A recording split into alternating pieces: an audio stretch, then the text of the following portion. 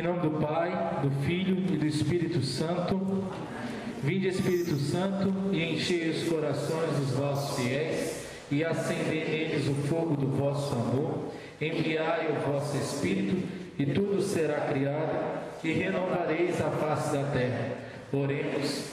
Ó Deus, que instruíste os corações dos vossos fiéis com a luz do Espírito Santo, fazei que apreciemos retamente todas as coisas segundo o mesmo Espírito, e gozemos sempre da sua consolação, por Cristo Senhor nosso. Amém. Nós consagramos toda essa aula à Virgem Maria, aos seus cuidados, nesse dia que tu é invocada como a Mãe das Dores.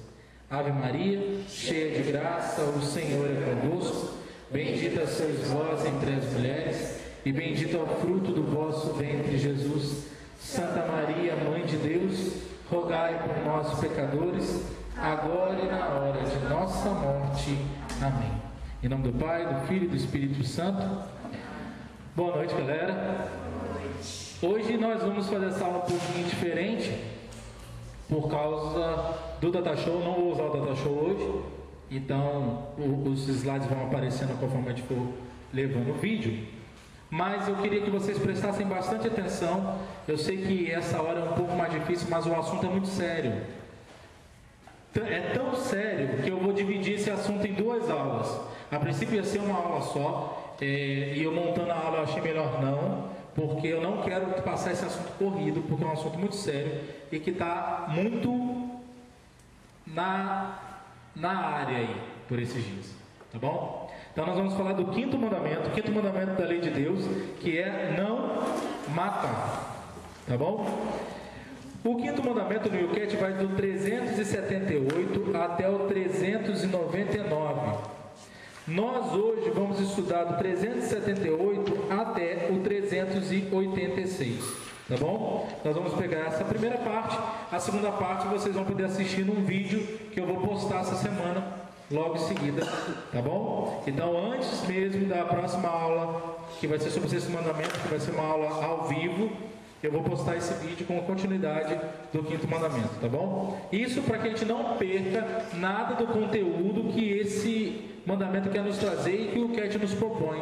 Por ser um assunto muito sério, não matar é um assunto muito sério, e diante da sociedade que a gente enfrenta hoje, é uma realidade cada vez que a gente tem que encarar mais de frente e se posicionar como cristão, como católico, então não dá para a gente brincar com esse assunto, tá bom? Então, a próxima aula é semana que vem, não é mais presencial, não é? Não, semana que vem aula normal presencial, sexto mandamento. Eu vou colocar essa semana, antes da próxima aula presencial, um vídeo completando essa aula. Beleza? Deu para entender? Ótimo. Eu queria que vocês ficassem muito atentos, porque eu não sei se vocês têm visto os jornais esses últimos dias. Tudo que está tramitando no Congresso Nacional, tudo que está tramitando no Senado, e a situação é muito séria. Eles querem enfiar o aborto no Brasil goela abaixo, custe o que custar. Então, nós católicos, os evangélicos, os cristãos, as pessoas de bem, de coração, estão se movimentando com relação a isso. Então a gente precisa ficar muito atento, também como jovens. Senão daqui a pouco sai uma notícia na TV que o aborto foi aprovado no Brasil e está todo mundo assim, não é assim que pode ser, tá bom? Então vamos lá, o que o Cat nos apresenta? Primeira coisa, por que não se pode tirar a própria vida nem a vida dos outros? É a primeira pergunta que o Cat faz pra gente. Tá bom, não matar, mas por que não matar? Por que não tirar a minha vida e por que não tirar a vida dos outros? Só Deus é o Senhor da vida e da morte. Exceto em caso de legítima defesa, ninguém pode matar ninguém. O Yucat é muito claro. Ninguém é ninguém. Nem a mãe, nem o pai, nem o Estado, a não ser em que caso? Legítima defesa. Depois o Yucat vai explicar o que é um caso de legítima defesa. Tá bom? Atentar contra a vida é um delito contra Deus. A vida é sagrada. Isso significa que pertence a Deus, é sua propriedade. Até a nossa própria vida nos foi apenas confiada. Foi o próprio Deus que nos ofereceu a vida, só Ele não a pode tomar. Então até a minha vida não é minha, foi confiada por Deus a nós. Então a gente não pode fazer da nossa vida o que a gente bem entende. A gente não pode expor a nossa vida ao perigo, a gente não pode expor a nossa vida ao risco como a gente bem entende. Porque a vida não é nossa, é um dom. Quantas vezes quando a gente reza, né? Obrigado, Senhor, pelo dom da vida de fulano. Obrigado, Senhor, pelo dom da minha vida. É um dom. É um presente de Deus que nos foi confiado. Então não dá para ficar brincando com a nossa vida. Então nem nós, nem ninguém tem o direito de tirar a vida de ninguém. Beleza? 379. Que atentados estão implícitos na proibição de matar? Beleza, não matar, mas o que está implícito nisso, nesse não matar? Primeira coisa, homicídio. Todo mundo sabe o que é homicídio? Então você matar uma outra pessoa. E também a cumplicidade nesse assassinato. Então, beleza. Ah, não fui eu que matei não, mas fiquei vendo o outro matar. Tu tá lascado, entendeu? Tu tá sofrendo o mesmo pecado que aquela outra pessoa, porque você está sendo testemunha daquilo ali. Além de pegar cadeia, você vai ter pecado mortal. Então, não só matar alguém, mas também saber disso, viver sabendo disso, ter testemunhado, não ter falado nada, entendeu? Crimes de guerra. Então, um país livremente, porque não tem outra coisa para fazer naquele dia, resolve declarar guerra a um outro país, por causa de petróleo, por causa de dinheiro, por causa de sei lá o que for. Essa semana nós comemoramos, se é que comemora-se isso, né? Mas nós lembramos aquilo que aconteceu no 11 de setembro de 2001.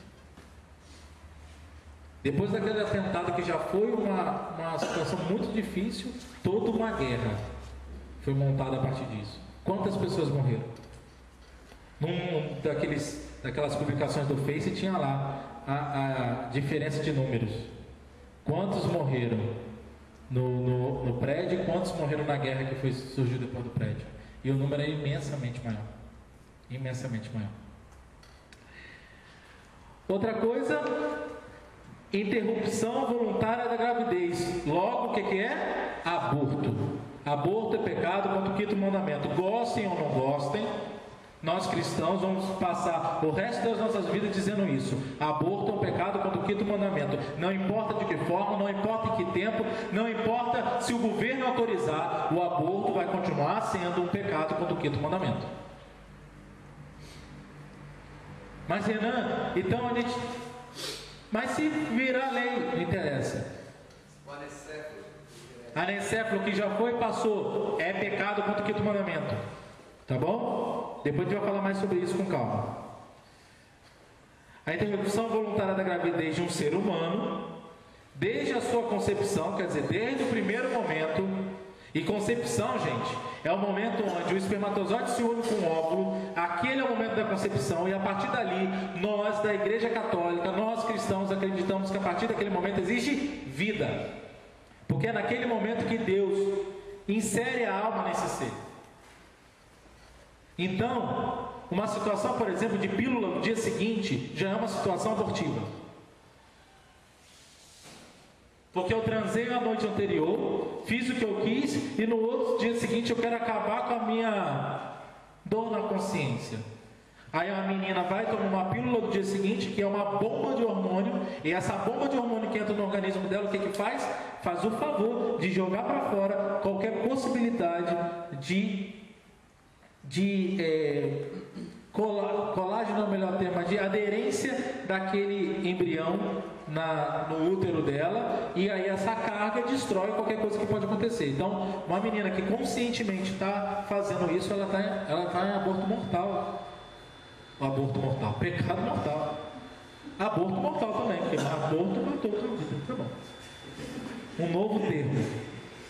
Mas se ela tem consciência, não, estou tomando um remédio porque eu não quero ter filho, se eu tiver grávida é para matar a criança, mesmo que ela não tenha pensado dessa forma, ela está ocorrida em pecado.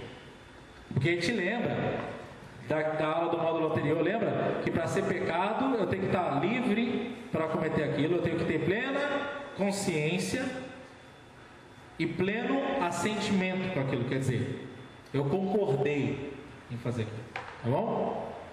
Mas vamos falar mais do aborto depois. O suicídio, tá bom? A automutilação, por automutilação você entenda, desde os casos mais graves, como por exemplo, arrancar um dedo para poder conseguir indenização de fábrica. Renan, isso existe?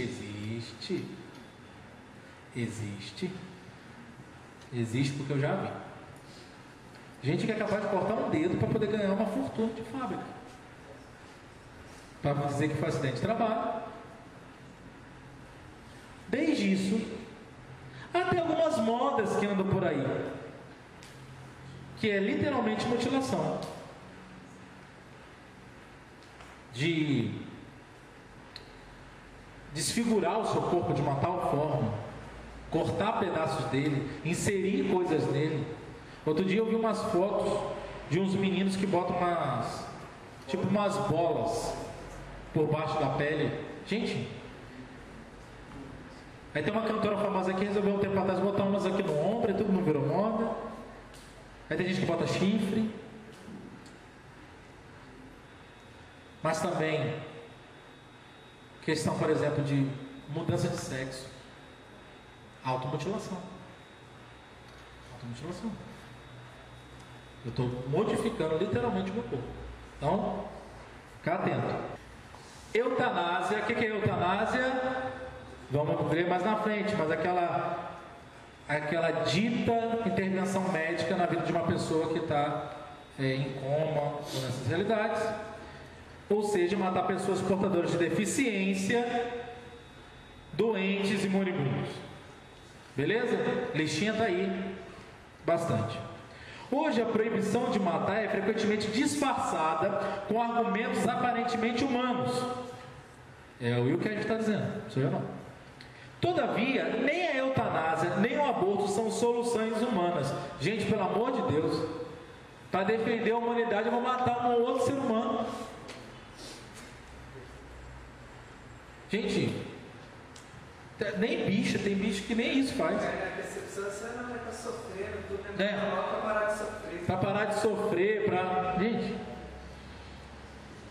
Por isso, a igreja não tem qualquer dúvida relativamente a tais questões. Quem participa no aborto, força alguém a praticá-lo ou aconselha a fazer é automaticamente excomungado. É essa a palavra. Como no caso de qualquer outra tentada vida. Então não é só o aborto que é pecado mortal, mas todo outro caso. Mas no caso do aborto, é excomunhão que a gente chama na igreja de ipso facto, pelo fato. Se eu tiver consciência de que aquilo é um pecado, e se eu, por exemplo, transei com a minha namorada, e a minha namorada engravidou, e eu dou para ela um dinheirinho para ela ir na clínica de aborto, eu tenho consciência disso, não fui eu que fiz o aborto nela, mas eu ajudei. Para vocês terem noção, até mesmo se um taxista pegar uma menina dessa que está levando para um lugar e ela falar que está indo para uma clínica de aborto, fazer um aborto, e ele tiver consciência de que isso é pecado, ele está colaborando. É sério. Sério. Quando uma pessoa psicamente doente comete suicídio, a responsabilidade por isso não raramente é limitada, muito frequentemente até reduzida. A questão do suicídio é bem delicada, por quê? O natural do ser humano é o quê? Defender a sua própria vida. E isso lasca com a gente de vez em quando, porque a gente corre de tudo para poder salvar a nós mesmos. Ótimo, beleza. Isso quer dizer que não é natural no ser humano ter uma postura contrária a essa. Ele pode ser motivado por uma série de situações, inclusive psíquica, psicológica. É por isso que não dá para a gente julgar e nem afirmar, por exemplo, uma pessoa que cometeu suicídio, ela está no quinto dos infernos. Porque eu não sei o que estava passando. Será que aquela pessoa realmente estava livre na hora que ela cometeu aquele suicídio? Ou ela estava movimentada por uma série de sentimentos que oprimiam ela, que fizeram ela fazer aquilo? Será que ela tinha plena consciência do que ela estava fazendo? Será que ela tivesse sã consciência, ela concordaria com aquilo? Então não tem como a gente estabelecer um julgamento com relação a esse tipo de caso. A gente entrega aonde? Na misericórdia de Deus. Porque Deus sabe exatamente o que estava passando pela cabeça daquela pessoa. E quando a pessoa, isso for um caso de alguém obrigar a pessoa, como se fosse um... Não, mas aí é diferente. Aí não é suicídio. Se alguém está obrigando você a pular de um prédio, a pessoa está te matando. É diferente.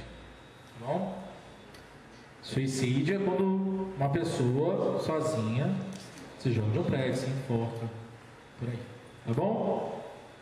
Então, pode ser uma situação, uma crise emocional muito grande. A gente não sabe. Então, diante de uma situação dessa, a gente entrega para a misericórdia de Deus. E não fica tentando... Ah, não, fulano de tal morreu de suicídio, então está no quinto dos infernos. Meu irmão, se você está afirmando um negócio desse, você não é cristão. A gente não tem como ter ciência do que acontece. Se no último segundo, antes da pessoa bater no chão, ela se arrepender, então não cabe ao nosso julgamento. Jesus já dizia isso, né? No caso de uma pessoa que atentou contra a própria vida, por exemplo, tentativa de suicídio, não foi bem sucedida a tentativa. Eu sou da seguinte opinião, que ninguém tenta se suicidar. A pessoa quando quer, ela se mata. Não, é verdade, gente. Às vezes... Não, fica quieto. Então, a pessoa tentou, por exemplo, cortou os pulsos. Ela vai ter que se confessar, ela tentou contra a própria vida. Mas eu gostaria de colocar, antes de continuar, então, o suicídio, existem outras formas de atentar contra a própria vida. Você está ali andando na Dutra, qual é a placa da Dutra de velocidade? 110. Passou disso, meu irmão. Você está tentando contra a própria vida. Porque se aquela placa existe, é para poder dizer para você o seguinte: até aqui a estrada garante a sua segurança. A partir disso, a gente não garante mais. Você consciente disso, bota o pé no seu acelerador, logo. É sério. O padre Paulo Ricardo falou que uma vez ele se confessava disso. Mas tem que se arrepender também, viu? Não adianta. Então, tá bom? Beleza? Vou ter que confessar. No vídeo a gente vai falar melhor sobre isso, porque é a continuidade, mas também alguns tipos de vício. Entendeu? Tá? Beleza. Por que 380? Por que podemos matar outra pessoa em caso de legítima defesa? Quem atenta contra a vida dos outros pode e deve ser travado. Em caso de necessidade, pode mesmo ser morto. A legítima defesa não é apenas um direito, ela pode até ser um dever para quem é responsável por outras pessoas. Por exemplo, o pai de uma casa, entra um assaltante e ameaça a casa dele de morte, os filhos dele de morte, ele é o pai daquela casa. O pai vai ver que não tem outra opção e que aquele cara vai acabar matando todo mundo. Ele é responsável pela vida daqueles filhos. Logo, se ele acaba dando um tiro no cara e matando o cara, é uma situação de legítima defesa. A legítima defesa não diz somente a minha vida, mas a vida daqueles também que me são confiados. Entendeu? Beleza? Mas olha só o detalhe. A medida empregue para a legítima defesa não deve, porém, ser equívoca nos seus meios, nem desapropriadamente dura. O que significa isso? Só se não tiver outra opção. Entendeu? Só se eu não tiver outra opção. Ah, não, o cara entrou na minha casa, eu já não estou gostando dele, então vou matar. Tipo, o cara está desarmado, então vou dar um tiro nele. Ô Renan, e então, no caso da guerra, que o sargento falou para mim que não é pecado se matar? Então, crime de guerra, considerado crime de guerra, é muito mais os crimes das autoridades que manipulam a guerra em favor de interesses próprios do que dos próprios soldados. Porque um soldado, quando vai ao campo de batalha, ou ele mata ou ele morre. Logo, ele dá um tiro de vida aqui, legítima defesa. Entendeu? Então não é que ele não tem opção. Ele foi recrutado pelo país dele, ele foi mandado para a guerra, e ele está ali na guerra. É o seguinte: eu vou chegar com a bandeirinha branca e os caras vão meter tiro em mim. Entendeu? Sim. Então, dessa realidade. Então, quando fala crime de guerra, é, por exemplo, assim, autoridades, pessoas que manipulam toda uma situação. Então, por exemplo, grandes líderes. Por exemplo, a gente não pode dizer que o Hitler não cometeu um crime de guerra. De matar milhões de pessoas, por que motivo? Nenhum. Porque ele achava que era o correto. Entendeu? Por causa de uma raça pura, isso aí. Uma dita raça pura. 381. Por que motivo a igreja é contra a pena de morte? A igreja empenha-se contra a pena de morte porque ela é tão cruel como desnecessária. Já afirmava o Papa João Paulo II. Cada estado de direito tem o direito de castigar adequadamente. Beleza? Por quê? A minha liberdade termina onde começa a liberdade do outro. Eu vou lá e assalto uma casa, eu invadi a liberdade daquela pessoa, então o Estado tem como dever o direito de poder pegar as pessoas e prender. Na encíclica Evangelho Vitae, o Papa João Paulo II não afirma, olha bem, não afirma que a pena de morte é uma pena inaceitável e injusta. Ele não afirma isso. Tirar a vida a um criminoso é uma medida extrema, a que o Estado só deve recorrer em caso de absoluta necessidade. A necessidade justifica-se quando a sociedade humana não se pode defender sem a execução do culpado. Tá bom? Olha o que o Papa João Paulo II disse. Todavia, esses casos, diz João Paulo II, são já muito raros, se não mesmo praticamente inexistentes. Gente, diante de tudo que a gente tem de tecnologia, vamos imaginar que seja um serial killer, uma pessoa que mata, sabe, tipo Hannibal. Sabe, o cara mata, beleza. Com toda a tecnologia que a gente tem, será que a gente não consegue prender esse cara pelo resto da vida? Será que necessariamente o único meio é matar ele? Ou é o meio mais fácil? É o meio que custa menos? Porque em vez de você manter o cara 60 anos na cadeia, você mata ele. E ele não te gera mais custo. Deu para entender? Deu para entender que o Papa não diz que é inaceitável, extremamente inaceitável ou injusta.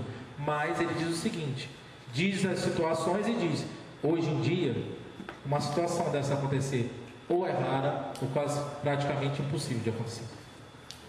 Logo, para bom entendedor, bem a palavra basta,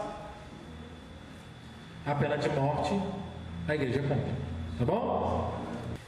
É permitida a eutanásia? Provocar a morte ativamente atenta sempre contra o mandamento não matarás. Pelo contrário, assistir uma pessoa no processo de morte constitui mesmo um mandamento humano. Vou explicar para vocês. Deixa eu continuar lendo. Os conceitos eutanásia ativa e eutanásia passiva obscurecem frequentemente os debates. O que está em questão é se matamos uma pessoa que está a morrer ou se permitimos que ela morra. Vamos lá, vou explicar. Eutanásia ativa é, por exemplo, assim: meu avô, eu me ligo agora. Meu avô, não tira o nome da parada. Uma pessoa está numa situação de vida muito difícil, tipo estado vegetativo, tá bom? E aí eu chego, sou médico e falo: olha, essa pessoa não vai voltar dessa situação. Eu recomendo que a gente termine com esse sofrimento dela e a gente dê uma injeção letal nela e ela morra. Eutanásia ativa. Entendeu? O que o Wilkett chama de eutanásia passiva? Não há mais situação para aquela pessoa melhorar. Ela não tem como ficar melhor. Eu faço o quê? Eu deixo aquela pessoa, eu não fico prorrogando a vida dela. No sentido assim, enquanto não tem mais condições, a medicina já não deu, eu tiro as realidades dela, não deixo ela sentir dor e deixo ela morrer. Por isso que o Wilkett fala, se matamos uma pessoa que está morrendo, ou se permitimos que ela morra. Uma coisa é eu matar alguém, outra coisa é eu permitir que aquela pessoa morra tranquilamente. Deu para entender? Porque tem situações que a família fica tentando, não tem mais condições, a família fica ali, gastando rios e rios de dinheiro, tentando manter aquela pessoa viva, e não tem mais condição nenhuma daquela pessoa, e a pessoa só está viva por causa daqueles aparelhos. A igreja diz dessa realidade, é o que chama de eutanásia passiva, tá bom? Quem no caso da chamada eutanásia ativa assiste uma pessoa para que ela morra, atenta contra o 5º mandamento. Quem no caso da chamada eutanásia passiva assiste uma pessoa quando ela morre, obedece ao mandamento do amor ao próximo. Deu para entender? Neste último caso, em que a morte de um paciente é iminente, quer dizer, não tem jeito. Trata-se de renunciar às medidas extraordinárias, olha o termo, uma coisa são as medidas ordinárias para que aquela pessoa se mantenha vida, outra coisa são medidas extraordinárias, tipo injeções que vão dar choques anafiláticos no corpo para poder manter, aquela coisa que vai prorrogando a situação. Dispendiosa, quer dizer, que custa e sem efeito. A decisão aqui pertence ao próprio paciente, que o pode determinar antecipadamente por testamento vital, testamento em vida.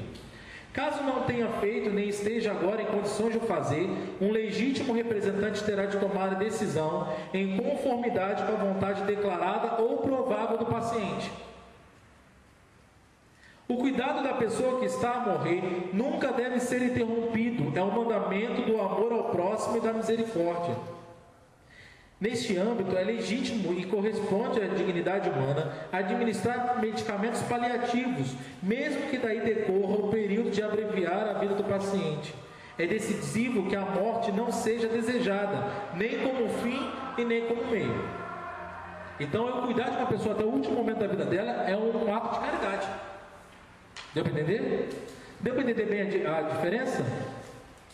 É bem diferente, né? Entre cuidar de uma pessoa até a hora da morte e às vezes deixar aquela pessoa morrer, porque não tem mais condição, da morte está às portas e eu estou ali insistindo, ou outra coisa é dar cabo da pessoa, dar uma injeção nela que mate ela. Deu para entender? O catecismo fala, você tem que fazer tudo o que for possível para poder ajudar aquela pessoa, não é abandonar aquela pessoa, tipo assim, eu estou vendo um cara ele tendo um infarto, tá bom, deixa aí. Ah, tadinho dele, tá infartando. Não, não é isso. Deu? Não, eu vou correr, vou socorrer. Outra coisa é não ter mais recursos e nada que a medicina possa fazer, a não ser ficar fazendo a manutenção daquela realidade. Tá bom? 383. Por que não é aceitável o aborto em nenhuma das fases do desenvolvimento embrionário? Chegamos no ponto das últimas modas, dos últimos telejornais. Já começa a pergunta com uma afirmação. Nenhuma fase. Nenhuma é nem nenhuma. Já diria no santinho de devoção.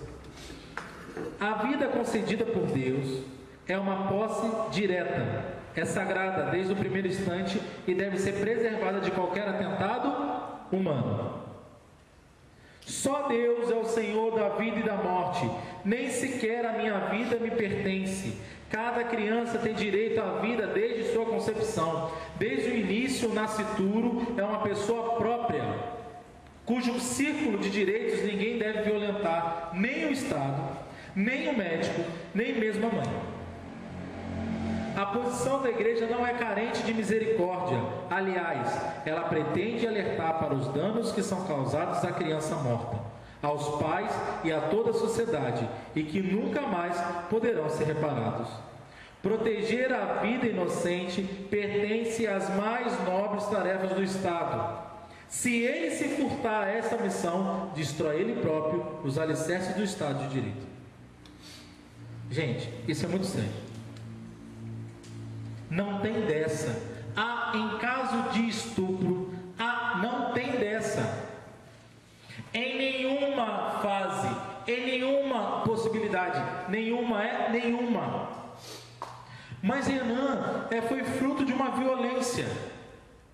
Aquela criança não tem nada a ver com o pecado que aconteceu. Nada. Uma vida nova não tem por que pagar por causa do pecado dos outros. Em caso nenhum. Nenhum. Não, olha, eu sou contra aborto. A não ser, hein, vai para o inferno. Porque se você só pode ser contra aborto porque você está vivo. Você só pode ser contra aborto porque você está vivo, porque alguém decidiu pela sua vida positivamente. Então ninguém tem o direito, nem o Estado. E aí eu quero voltar ao número da aula do 4º mandamento, ao número 377. Ninguém deve seguir as orientações estatais que sejam contra as leis de Deus. Se o Estado promulgar leis e adotar medidas raciais, sexistas ou destruidoras da vida, os cristãos, quer dizer, nós, por consciência, não podem obedecer ou colaborar. Devem mesmo opor resistência. Meu irmão, não tem opção. O Catecismo da Igreja Católica está dizendo: se o Estado declarar uma lei que libere o aborto, nós temos que opor resistência. Renan, eu sou enfermeira, eu sou médico. Você tem o direito de objeção de consciência. A Constituição brasileira te dá esse direito e você não tem a obrigação de fazer algo que vá contra a sua consciência. E se você fizer, meu irmão, sabendo que é pecado, tu está lascado. Porque tu está no pecado junto.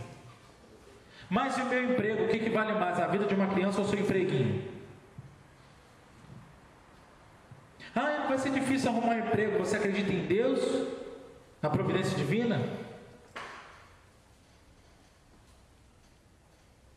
Renan, eu transei com a minha namorada, ela engravidou, mas eu não tenho condições de criar essa criança. Meu irmão, arca com a sua responsabilidade. E se você não tem condições com essa criança nascer, dê para um casal que está batalhando para ter filho e não consegue. Entrega para uma instituição de caridade, tantas quantas a Igreja Católica tem, e deixa essa criança ser recebida numa família, mas dá a ela a oportunidade de viver. O problema é que ninguém quer dar oportunidade para criança nenhuma de viver. Não, é uma situação de um problema sanitário. Problema sanitário é problema de bosta. Problema sanitário é problema de mosquito. Não é problema de vida de criança, não. Pelo amor de Deus. Isso é muito sério. Isso é um dos pecados que a Bíblia fala, que clamam no céu, a morte de inocentes. O livro da Glória fala sobre isso. Clamam no céu. A nossa nação vai arcar com as consequências, já tem arcado com as consequências das decisões que ela tem tomado. Então nós não podemos nos calar sobre isso. Renan, isso quer dizer que a gente tem que fazer o quê? Um motim? Isso quer dizer que você tem que, primeira coisa, testemunhar a vida. Segunda coisa, uso das redes sociais, do seu Facebook. Você que enche o saco dos outros postando um monte de coisa que não presta, vai atrás dessas coisas, vai atrás de gente que está defendendo, compartilha. Twitter, pega lá a lista de e-mails, lá no site do Padre Paulo Ricardo tem, de todos os senadores, manda e-mail para eles, dizendo que você é contra. Perturba a cabeça desses caras, em vez de ficar tweetando e postando coisa no Facebook que não presta. Dá para a gente fazer a nossa parte. E mesmo que o aborto venha a ser aprovado, e mesmo que digam que vão prender quem falar que é contra o aborto, nós continuaremos dizendo que nós somos contra o aborto e que nós não vamos respeitar essa lei. Deu para entender? É muito sério. E é bom ficar bem atento, porque isso está no jornal todo dia. Na verdade, não está no jornal não, porque a imprensa está fazendo o favor de não noticiar essas coisas para que o projeto passe e ninguém fique sabendo. Aí tem uns loucos católicos evangélicos que estão fazendo motim, estão fazendo arruaça para ver se a galera acorda. Há 2 semanas atrás, cadê o documento? Saiu um documento do Regional Sul 1 da CNBB chamado A Nova Estratégia Mundial da Cultura de Morte. Um documento do Regional Sul 1 da CNBB, de um conjunto de bispos, sobre a questão da vida. O padre Paulo Ricardo está estudando esse documento na internet há 3 semanas já, lendo coisa por coisa. Não adianta a gente só, tem o documento, a gente tem que estudar, a gente tem que saber, tem que ter argumento. Então eu indico no site do Padre Paulo Ricardo, www.padrepauloricardo.org. Lá estão os vídeos, você acessa, assiste e se prepare, meu irmão, porque o chumbo vai apertar. Existe uma outra pregação também, que foi feita pelo Tiba, no aprofundamento do You Cat School, na Canção Nova. O Tiba falou por mais de 1 hora sobre a questão da defesa da vida, com muita propriedade, com muito equilíbrio e com muito bem fundamentado na fé da igreja. Você pode acessar esse link também aqui que eu estou mostrando aqui abaixo. Clica e assista a pregação e se coloca dentro do que está acontecendo. A gente não pode ficar vendo a banda passar e postando no Facebook coraçãozinho e postando no Facebook foto do Mussum. Estão matando uma multidão de crianças e ninguém está postando foto do Mussum. Deus o tem em bom lugar. Está lá compartilhando qualquer coisa. Gente, o Papa essa semana está no Líbano, né? Hoje está lá. Cabra macho no Líbano. E ele indo para lá, vocês sabem o que é a primavera? Como é que é? Primavera Árabe, vocês têm noção do que é? Que foi aquele movimento de um país atrás do outro começar a lutar pela sua independência dos governos ditatoriais. O Papa afirmou que ele não concorda com ações violentas com relação àquilo dali, que nunca são justificadas, mas que lutar pelo direito da liberdade é um direito de todos, e que ele, diante daquilo dali, ficava feliz, porque sabia que tinha sido movimentado por jovens conscientes do seu país, jovens cheios de cultura e que foram capazes, pelas redes sociais, mudar a história do seu país. E aí? E nós? Deu para entender? Eu só queria que vocês dessem uma olhada aí na outra página, para vocês entenderem que a Igreja Católica e os cristãos sempre foram contra o aborto. Tem uma citação aqui embaixo, perto da mãozinha aí. Os cristãos casam-se e têm filhos como os outros, mas não abandonam os recém-nascidos. Carta de Ogneto, século II. Tá bom? Século II. Do outro lado, não deves abortar nem matar um recém-nascido. Doutrina dos Apóstolos, século III. Tá vendo? Como não é novidade? Tá bom? Maria Teresa, Deus nos dá coragem para proteger a vida que está para nascer, pois uma criança é o maior dom de Deus a uma família, a um povo e ao mundo. Gente, um país que mata a Europa está sofrendo as consequências, porque o índice de natalidade da Europa já baixou. Por quê? Morre muita gente e nasce quase ninguém. 384. Pode uma criança portadora de deficiência ser abortada? Não. Abortar uma criança portadora de deficiência é sempre um crime grave, mesmo quando o motivo é poupá-la do sofrimento futuro. Aborto de anencéfalos é crime contra a lei de Deus, é crime contra o quinto mandamento, é pecado. Ah, não, para poupar a criança. Teve uma anencéfala, que poupar ela, os pais não abortaram ela. A menina ficou mais de 2 anos viva. Teve o carinho dos pais, o carinho da família. Eu assisti um tempo atrás, na época que estava o testemunho de uma mulher que é da área médica, que ela descobriu que a filha estava que era anencéfala. Ela levou o parto até o fim. E tem que ver as fotos dela. Ela, depois que descobriu a foto da barriga, ela foi, comprou tudo. A criança sobreviveu. Aí, sabendo que ela ia demorar pouco, ela permaneceu com o cordão umbilical, tudo, porque a criança sobreviveu 5 horas. E tinha que ver as fotos. Os pais tirando a foto do pezinho da criança junto com as alianças. Aquela criança foi amada. Deficientes físicos, a Paralimpíada está aí. Ou então a foto desse carinha que está na prancha de surf que eu botei no slide. Aqui, o tal do Nick, vocês já viram ele? Que ele é um cotoquinho de pessoa? Não tem os braços nem as pernas. É um cotoco mesmo. Não tem...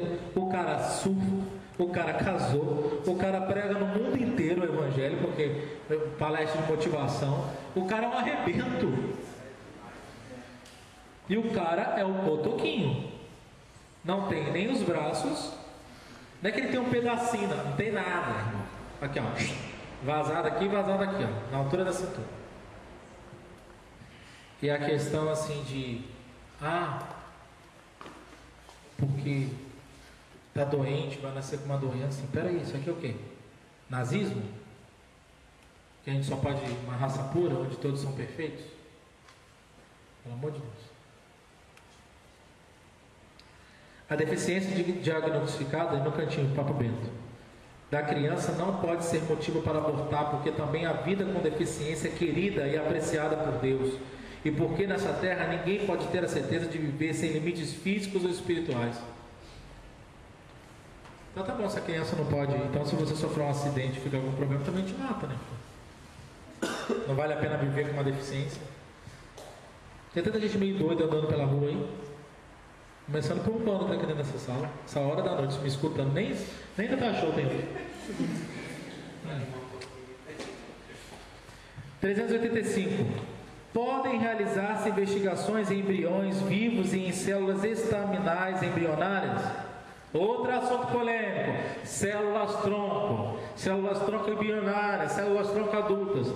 Não, os embriões são seres humanos, porque a vida humana começa com a fusão do espermatozoide com o óvulo. Não, é gente, é pessoa. Está dentro de uma seringa, mas é pessoa. Considerar os embriões um material biológico, produzi-los e utilizar, fertilização in vitro, tá bom? As suas células estaminais na investigação é absolutamente imoral e rejeitado pela proibição de matar. Algo diferente são as investigações de células estaminais adultas, quer dizer, as células troncos adultas, de cordão umbilical, de saliva, até de saliva, irmão. Pensa. Que não tem a capacidade de se transformar em pessoas. Não vai transformar em pessoa, né? Claro que não. O cuspe vai ver a pessoa. Tem gente que parece que acorda que parece que foi cuspida por alguém, mas não. As intervenções médicas realizadas no embrião só se justificam se a sua intenção for a cura, se a vida e o desenvolvimento incólume da criança estiverem garantidos e se o risco da intervenção não for altamente desproporcionado. Significa o quê? Aqueles casos que a mãe, quando está grávida, descobre que a criança tem um problema, que pode sofrer uma cirurgia, por exemplo. Já viram isso, né? Cirurgias intrauterinas, dentro do ventre da mãe ainda. Como a situação ali, o caso é salvar aquela criança, aí pode. Tá bom? Mesmo que decorra a morte da criança, mas estava tentando o quê? Salvar ela e não matar ela.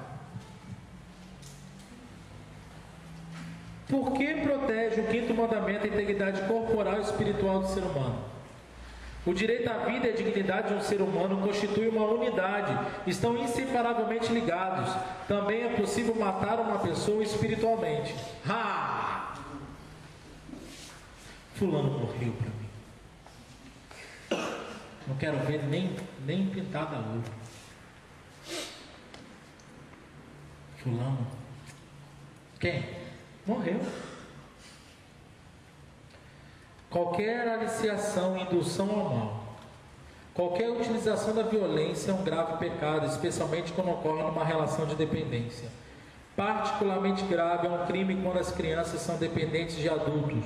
Isso aplica-se não apenas aos abusos sexuais, mas também às seduções espirituais, provocadas por pais, sacerdotes, professores ou educadores, como o desvio dos valores, etc. Isso quer dizer o quê? Um professor pega uma menina que é católica, de 12 anos de idade, e começa a mudar os valores dela, porque ele não acredita naquilo dali. Isso é pecado contra o quinto mandamento, porque ele está atingindo a vida espiritual dela.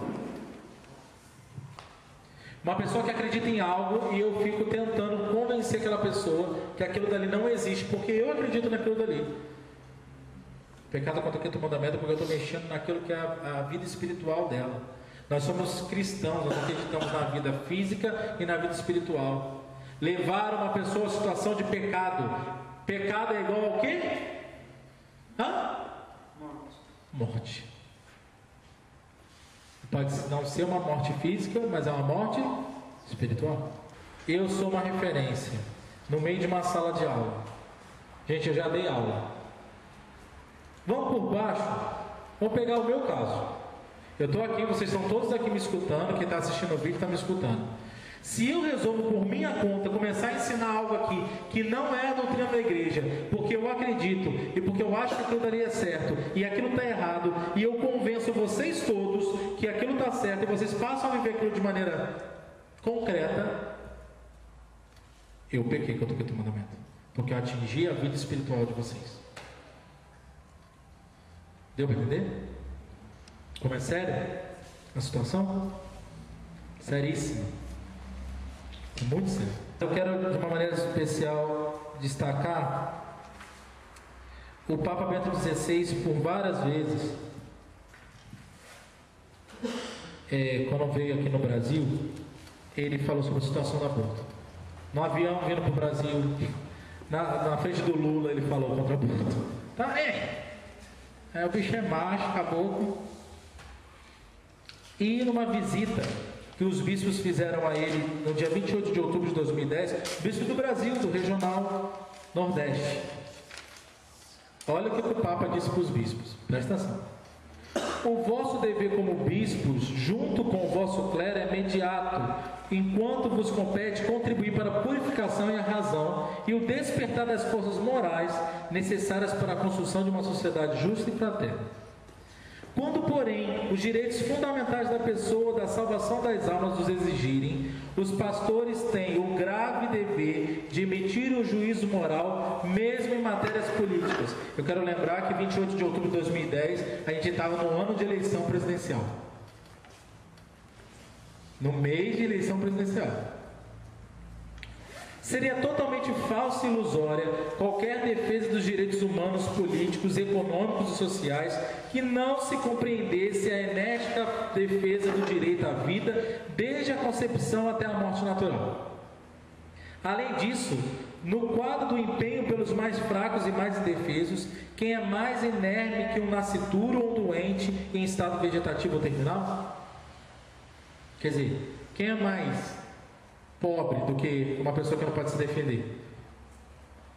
Quando os projetos políticos contemplam, aberta ou veladamente, a discriminação do aborto ou da eutanásia, o ideal democrático, que só é verdadeiramente tal quando reconhece a tutela e a dignidade de toda pessoa humana, é atraiçoado nas suas bases. Portanto, caros irmãos, ele dizendo aos bispos do Brasil, portanto, caros irmãos do episcopado, ao defender a vida, não devemos temer a oposição à impopularidade, recusando qualquer compromisso e ambiguidade que nos conforme com a mentalidade deste mundo. Então o Papa disse para os bispos do Brasil assim: seguinte, galera, para defender esse negócio, dane-se se eles não vão gostar da gente, ou dane-se se eles vão fazer oposição a gente. O que a gente tem que fazer como bispo é defender a vida, fazer a nossa parte. O Papa disse isso para os bispos, mas isso se estende a toda a igreja. Como a providência de Deus é fantástica e tremenda, para a minha alegria essa semana, eu recebi um link de um bispo da Igreja Católica, que o título é o seguinte: Poder Executivo vencendo o atalho para a promoção do aborto no Brasil. Bispo denuncia Poder Executivo que vence no atalho para a promoção do aborto no Brasil. Esse bispo denunciou, saiu no ACI Digital, no dia 11 de setembro, quer dizer, semana, beleza? Você sabe como é que é o nome do bispo? Dom Benedito Beni dos Santos. Bispo da Diocese de Lorena, onde nós nos encontramos. Graças a Deus. Sou fã dele. Compartilhei no Face. O nosso bispo deu na cara a tapa. Ele fez as eleições também antes, né? Um vídeo no YouTube, você pode assistir, que tem Dom Benedito defendendo a vida. Defendendo a vida, não ter mesmo oposição e popularidade. Ó, dane-se o mundo, eu sou contra. Tá? Tá bom? E falando aqui, ó, denunciando. Tá bom? Eu trouxe uma copa para cada um. Porque quem não leu, vai ler. Tá bom? Porque não é bispo do outro lado do mundo, não. É o bispo daqui, ó, da Diocese de Lorena. Onde a gente está, tá vendo? Para quem não sabe, nós estamos na Diocese de Lorena, em São Paulo. Aqui é a cidade de Cruzeiro, cujo bispo é esse bispo Cabra Macho. Dom Benedito Beni dos Santos. Você pode jogar no YouTube, tem vídeo dele falando na outra eleição contra a questão do aborto. Cabra Macho, que também faz parte do Regional Sul 1, que por acaso aprovou esse documento, que eu já mostrei para vocês. Então, sou fã dele. Deu? O bicho está ali juntinho com o Papa. A gente brinca, mas uma postura dessa de um bispo, diante do que a gente vive no mundo hoje, tem que incendiar o nosso coração. Incendiar o nosso coração. Um homem de 75 anos, que é a idade do Dom Beni, está dando a cara a tapa para poder defender a vida. E eu que tenho 27 anos, estou fazendo o quê? É nossa. Se você por um acaso cometeu algum pecado nesse sentido, procure a confissão. Se você facilitou um aborto, se você incentivou um aborto, se você aconselhou um aborto, se você fez um aborto, a igreja está pronta para poder dar a você o perdão de Deus. Existem padres na Igreja Católica, além dos bispos, que têm a possibilidade de tirar a pena de excomunhão de você. Procure eles. Se você estava pensando em fazer um aborto, você que está assistindo o vídeo, para com isso. Essa criança tem direito de viver. E nós que estamos aqui, que estamos assistindo, que nunca fizemos um aborto, nunca incentivamos ninguém a um aborto, nós temos que proclamar a vida por onde nós passamos, para que outras crianças não morram. É muito bonito, porque Jesus, a gente comemora o nascimento dele dia 25 de dezembro. No dia 28 de dezembro a gente comemora a memória dos santos inocentes, as primeiras crianças que morreram por causa de Jesus. Quando Herodes manda matar todas as crianças que tinham até 2 anos, vítimas inocentes que morreram. Eu queria convidar que a gente pudesse, nessa noite, nesse dia de Nossa Senhora das Dores, ela que foi mãe, ela que é a mãe que viu seu filho sofrer na cruz, ela que chora com cada criança que é abortada, queria convidar vocês a rezar essa Ave Maria por cada criança que foi abortada, que são crianças que a alma estão em Deus já, são crianças puras, mas muito mais do que por elas, pelas mães dessas crianças. Que a nossa Ave Maria tenha o poder de mudar esses corações. E se tiverem algumas meninas, eu te peço isso, Senhor, nesse momento pensando em fazer aborto, tomando chá, tomando remédio, que essa Ave Maria seja como um alcance da mão de Nossa Senhora na vida dessas situações, em cada uma dessas situações. Nós sabemos que o poder da intercessão tem o poder de fazer isso, sim. Nós te suplicamos. Age e intervém nessa situação. Ave Maria, cheia de graça, o Senhor é convosco. Bendita sois vós entre as mulheres, bendito é o fruto do vosso ventre, Jesus. Santa Maria, Mãe de Deus, rogai por nós, pecadores, agora e na hora de nossa morte. Em nome do Pai, do Filho e do Espírito Santo. Hoje eu gostaria de acabar essa aula de uma maneira diferente. Existe um site chamado destrave.cancional.com, que é um site que tem matérias para o público jovem. E um dos especiais que o Destrave fez no ano passado foi sobre a questão do aborto. Fantástico. Eu queria terminar essa aula passando esse vídeo, para que você também faça a experiência, assim como eu fiz no dia que eu assisti, de mais uma vez me decidir pela vida.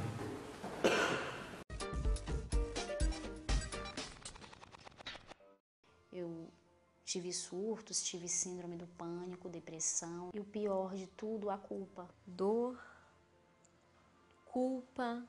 O Destrave está no ar e quer chamar a sua atenção para um verdadeiro genocídio silencioso e que acontece no ventre de milhares de mulheres. Vidas indefesas, ceifadas num lugar onde mais deveriam ser protegidas. Aborto, um mal que destrói a sociedade e que clama aos céus.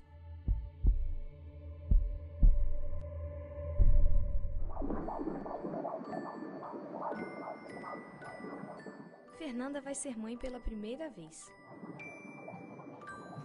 Fica emocionada ao ouvir o coração do seu filho ainda no ventre. Fernanda, qual que é a sensação de ouvir o coração do seu filho ainda no ventre, ainda guardadinho dentro de você?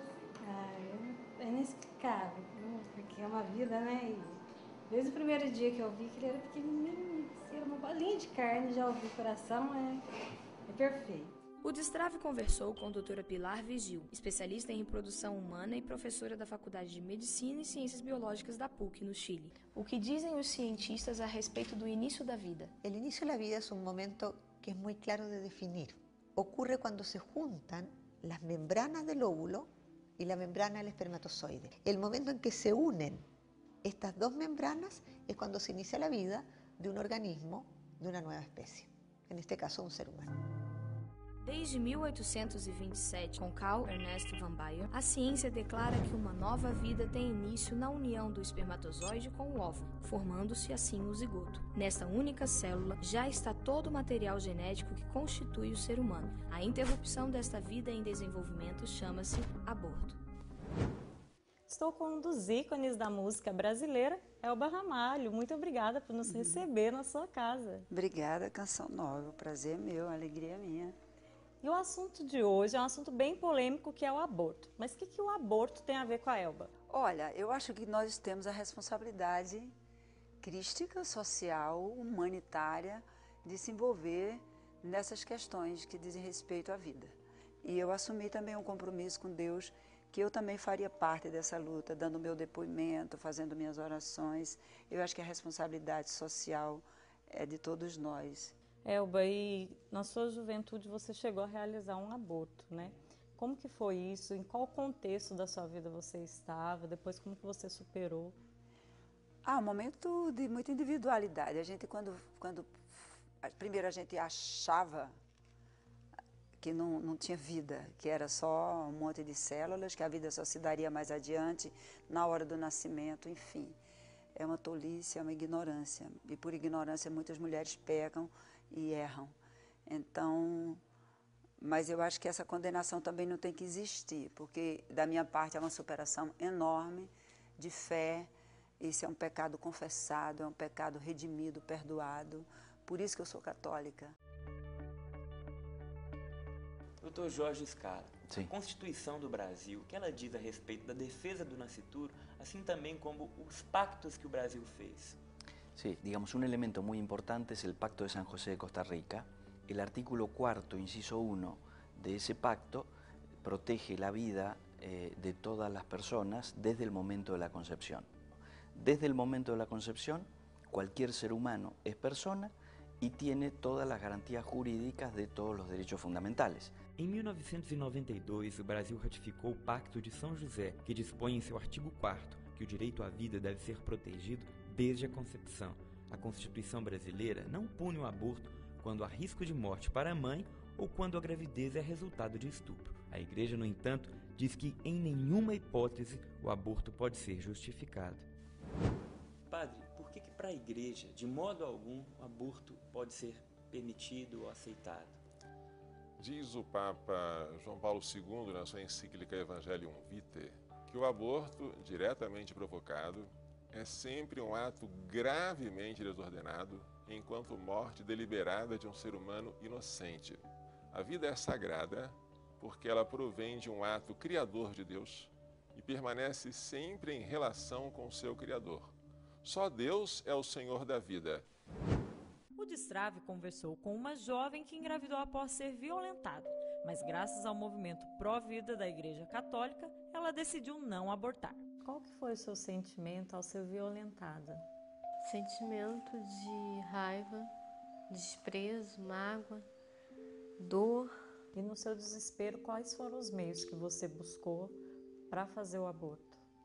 Então, eu tomei primeiro alguns chás, né, que algumas pessoas me falavam, e depois eu vendo que não tinha, né, depois que não tinha resultado, eu decidi procurar uma clínica mesmo. E você tinha noção que tinha uma vida dentro de você? Não, que eu nem pensava ainda que era o meu filho, entendeu? Para mim, não era uma vida, não tinha nada a ver, eu não estaria errando, eu estava na minha razão, achei que eu estava com razão e que o que eu faria seria o certo. Se a lei me dava esse direito, eu achei que era o correto a fazer. E como que você chegou no Instituto Pró-Vida, ligou, teve esse encontro e decidiu, não vou fazer o aborto? Eu liguei achando que era uma clínica de aborto. Aí quando eu marquei, eu conheci a Maria José, a Zezé. Aí ela começou a me falar da igreja. Aquilo ficou assim dentro de mim, né? Ela jogou a semente e a semente foi germinando. O que me fez conseguir entender tudo foi a palavra de Deus. E o que você sentiu ao ver o rosto do seu filho quando ele nasceu? Eu fiquei muito feliz. Eu fiquei muito grata a Deus. Não me importa agora o que as pessoas falem, nada, não me importa nada, porque eu sei que é meu filho. Segundo pesquisa realizada pelo Instituto Vox Populi, 82% dos brasileiros são contra o aborto. Mas se a população é contra, por que a tentativa de legalizar o aborto ainda é forte no Brasil? São pressões de organismos internacionais, de agências da ONU, por vários fatores, por vários interesses econômicos, interesses políticos, interesses culturais. São várias ideologias anticristãs, contra a vida, contra a família, e as pessoas não têm alcance, entendimento desse processo que é sofisticado, que é sutil, né? É um processo realmente que está em curso de desconstrução dos valores da civilização cristã ocidental. O aborto é também a principal bandeira da ideologia feminista. Direitos reprodutivos e autonomia sobre o seu corpo são alguns termos utilizados para fazer do aborto um direito da mulher. Mas afinal, a vida gerada no ventre de uma mulher faz parte do seu corpo? Lo primero que es importante es que yo no tengo un cuerpo, yo soy mi cuerpo. Por lo tanto, esto que digo, mi cuerpo es mío. Si no es una cosa, yo no soy una cosa, yo soy una persona. Si yo tengo derecho es sobre algo de afuera, afuera mío, algo externo a mí. Si yo tuviera derecho sobre mi cuerpo, entonces podría suicidarme, podría cortarme un brazo, y no puedo hacer eso. Muchas veces si nosotros pensamos, yo tengo un cuerpo, va a ser como un juguete, pero este juguete es diferente, no es un juguete, soy yo. Una mujer que está embarazada, el cuerpo del bebé que lleva en su vientre no es de ella, es del propio bebé. Entonces no puede desprenderse de él, no lo puede matar, ni puede abortar. Dados apresentados no primeiro encontro de estudos médicos sobre a vida em Lisboa apresentaram forte ligação entre o aborto e graves doenças mentais e físicas. Os dados mostram que 60% das mulheres que praticaram o aborto receberam cuidados mentais 90 dias depois. Depressão, comportamento bipolar, síndrome do pânico, surtos psicóticos foram alguns dos transtornos observados. além do medo e da culpa. O que te levou a optar pelo aborto? Inicialmente foi o desespero, porque nessa época eu estava separada. Eu achava que seria mais um problema e mais um problema, eu não visava isso. Hoje eu me arrependo muito. E quais foram as consequências dessa decisão? Hoje eu faço tratamento psiquiátrico, faço uso de antidepressivos, faço uso de ansiolíticos porque eu tive surtos, tive síndrome do pânico, depressão, transtorno generalizado da ansiedade. E o pior de tudo, a culpa. Os médicos já deram a esse quadro clínico um nome técnico. Chamam isso síndrome pós-aborto. Não é só a mulher que sofre, não. O homem também sofre. Como eu já disse que eu tive uma filha, ela faleceu aos 7 anos de idade. Então, quando ela faleceu, eu achava que era castigo de Deus. Porque Deus me deu a oportunidade de ter um segundo filho. E o que eu fiz? Eu matei. Então eu achava que Deus estava me castigando por isso. Eu tinha 2 e agora eu não tenho nenhum. Padre, a mulher que praticou o aborto, por ignorância, por não saber que ali tinha uma vida, que foi induzida a isso, ela muitas vezes traz um arrependimento. O que a igreja tem para falar para essas mulheres? Se ela estivesse depois arrependida, a gente deveria dizer, olha, seu pecado é grande, mas não superou a misericórdia de Deus. A misericórdia de Deus é um abismo, no qual os pecados maiores, eles são tragados. Devagarzinho, Nossa Senhora foi trabalhando meu coração, me trouxe de volta para a Igreja Católica, para a comunhão, para a Eucaristia, né, para a confissão. O Padre Pedro veio somente ratificar, quando ele me encontrou em Medjugorje, no meu último dia lá, me entregando esse texto, que foi feito a pedido de Nossa Senhora. Cada conta é um útero, e dentro desse útero tem um feto. E durante 9 meses, ou agora será a minha vida toda, eu rezo esse texto todos os dias para evitar que crianças sejam abortadas. Olha, isso é uma luta, uma guerra forte, poderosa do mal contra Deus. Ele quer almas, ele quer sangue de inocentes derramados. E são 50 milhões de crianças abortadas por ano no planeta. Existe uma indústria da morte.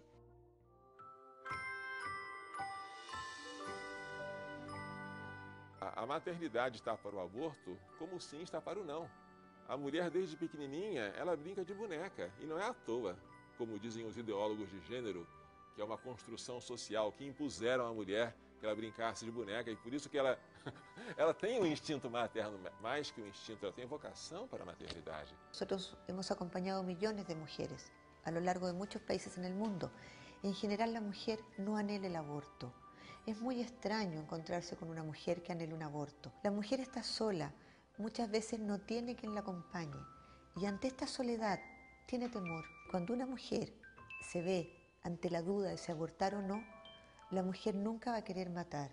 La mujer anhela la vida. Eu nunca imaginei que a gente pudesse amar tanto uma pessoa como é a mãe amar um filho.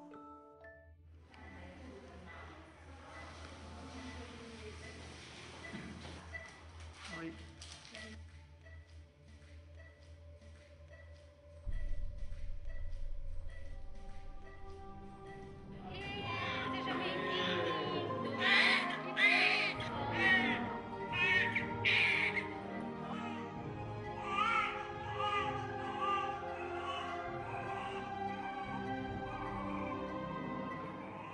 Diante da cultura de morte que se espalha pelo mundo, a vida ainda tem a última palavra. Afinal, como ser a favor do aborto se você já nasceu? Pense nisso. A vida quer ser vivida.